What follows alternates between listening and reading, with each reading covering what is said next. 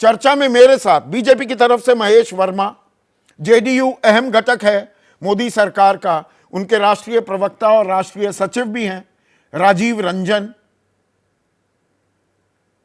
आम आदमी पार्टी की मुख्य प्रवक्ता प्रियंका कक्कड़, वरिष्ठ पत्रकार विनोद अग्निहोत्री और कांग्रेस की राष्ट्रीय प्रवक्ता, फॉरमोस्ट बिजनेस जर्नलिस्ट भी रह चुकी हैं इस देश की, सुप्रिया श्रीनेट। तो सुप्रिया, अडानी अंबानी पर थोड़ी खामोशी सी हो रही है, पूरी पुरजोर तरीके से हमले नहीं कर रहे हो। कोई सेटिंग हो गई, डील हो गई, पैसे आ गए? मेरे शब्द नहीं है, प्रधानमंत्री आरोप लगा रहे हैं।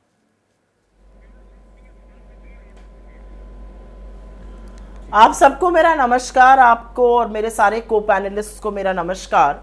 प्रधानमंत्री एक चरण के बाद कुछ बोले, फिर दूसरे चरण के बाद वो थोड़े और हतोत्साहित और बौखलाए दिखाई दिए। अपनी आगामी हार को देखकर तीसरे चरण के बाद वो आपा खो चुके हैं। ये असलियत है, क्योंकि एक बात पक्की है कि 4 जून को भारतीय जनता पार्टी की सरकार नहीं बनेगी और नरेंद्र मोदी इस देश के प्रधानमंत्री नहीं बनेंगे।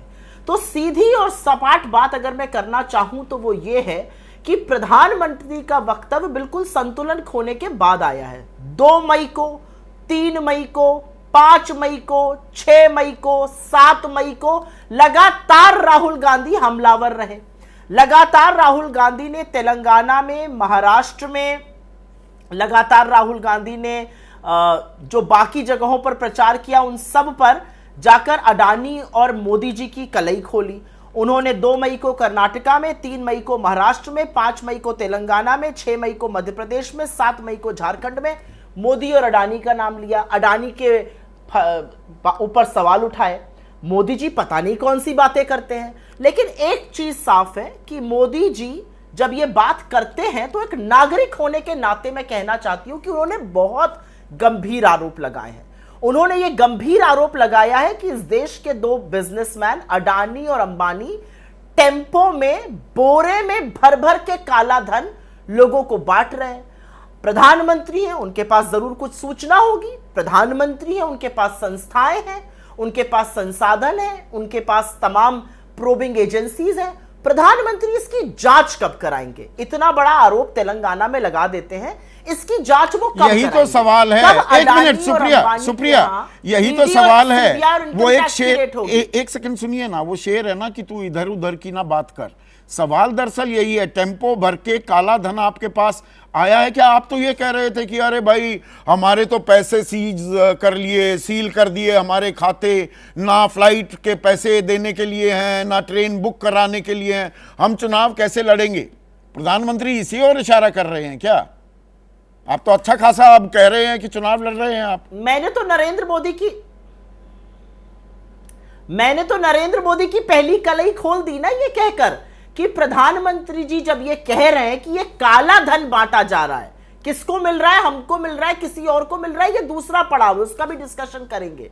लेकिन ये जो काला धन बांटा जा रहा है नरेंद्र मोदी जी के अकॉर्डिंग, ये काला धन जो बांट रहा है उस पर तो आप जांच करिएगा ना। कोई आदमी टेम्पो में बोरे भर भर के काला धन बांट रहा है, इसकी जानकारी खुद प्रधानमंत्री दे रहे हैं। तो जब प्रधानमंत्री इतने गंभीर आरोप लगाते हैं हमारी अंबानी और अडानी पर, तो इसकी जांच भी होनी चाहिए, तुरंत FIR लॉन्च होनी चाहिए, तुरंत ED, CBI, इनकम टैक्स सबकी रेड होनी चाहिए। अरे कोई बीजेपी का छुटभैया नेता थोड़ी बोल रहा है, देश का प्रधानमंत्री काले धन की बोरे में भर भर कर, टेम्पो में लाद कर बात कर रहा है। लेकिन मैं यहां पर एक बात आपसे जरूर कहूंगी, राहुल गांधी जी के ऊपर आरोप लगा रहे हैं, वो नाम नहीं लेते। 2 मई को लिया, 3 मई को लिया, 5 मई को लिया, 6 मई को लिया, 7 मई को लिया, कल जाएंगे, कल भी नाम लेंगे, और अभी थोड़ी देर इंतजार करिए, अभी और भी नाम लेने वाले हैं। लेकिन मेरा अपना मानना है कि 3 चरण के चुनाव पूरे होने के बाद नरेंद्र मोदी जी ये बातें क्यों कर रहे हैं?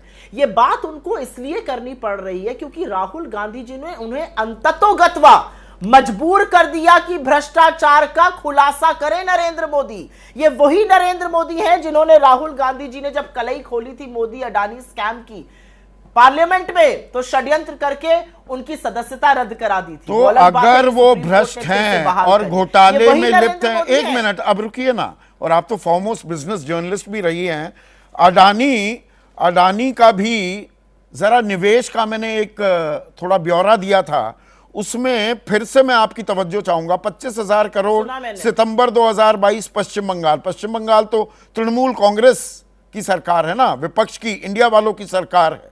तमिलनाडु में 42,700 करोड़ रुपए का निवेश जनवरी 2024, अभी 4 महीने पहले की बात है, यहां आपकी सरकार है। केरल में वामखेमे की सरकार है, 20,000 करोड़ रुपए, 65,000 करोड़ रुपए राजस्थान में लगाए थे। अंबानी के निवेश की बात करें तो पश्चिम बंगाल में 45,000 करोड़ जमा 20,000 करोड़, यानी कि कुल मिलाकर 65,000 करोड़, 1 लाख करोड़ राजस्थान में, तमिलनाडु में 25,000 करोड़।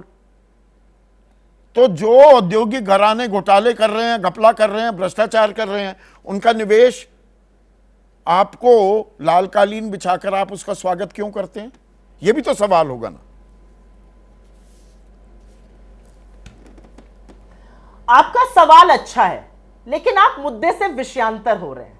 मुद्दा आज एक है, मुद्दा यह है कि एक राजनीतिक मंच से राहुल गांधी जी तो तमाम बार आरोप लगाते हैं, और अभी आपके डायरेक्ट सवाल का मैं जवाब भी दूंगी। राहुल गांधी जी ने तो बार बार कहा है कि अडानी में लगे पैसे कितने किसके हैं, राउंड ट्रिपिंग कैसे हो रही है, शेल कंपनीज किसकी हैं। राहुल गांधी ने बार बार सवाल चैंगचुंग लिंक पे उठाया है, विनोद अडानी पर उठाया है, सेम जो उनके एड्रेस है उस पर उठाया है, जो मैनिपुलेशन ऑफ स्टॉक हुआ है, जो ओवर कॉस्टिंग हुई है उस पर सवाल उठाया है। राहुल गांधी जी ने तो लगातार अडानी पर सवाल उठाया है, प्रेस वार्ता करके भी उठाया है, इंटरव्यूज में भी उठाया है, मंच से भी उठाया है।